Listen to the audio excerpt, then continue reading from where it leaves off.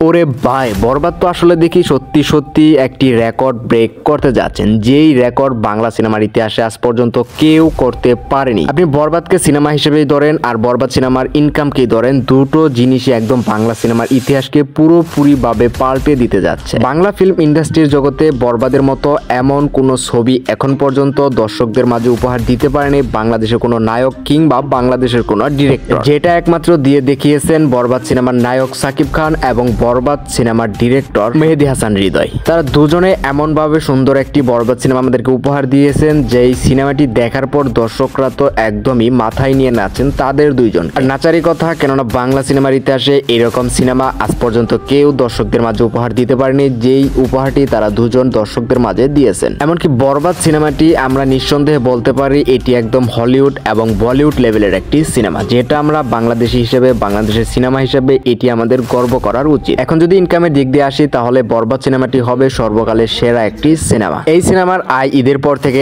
এখন পর্যন্ত বেড়ে দাঁড়িয়েছে প্রায় 55 থেকে 60 কোটি টাকা। এমনকি এখন এইটা আশা করা যায় যে এই সিনেমাটি আমরা 100 থেকে 150 কোটি ক্রস করতে দেখতে পারবো। প্রিয় ভিউয়ার্স, বরবাদ সম্পর্কে আপনার কোনো মতামত বা কমেন্ট থাকলে অবশ্যই আমাদেরকে জানিয়ে যাবেন এবং কি চ্যানেলটাকে সাবস্ক্রাইব করে আমাদের সাথে থাকবেন প্রতিনিয়ত সকল আপডেট ভিডিওগুলো সবার আগে দেখার জন্য।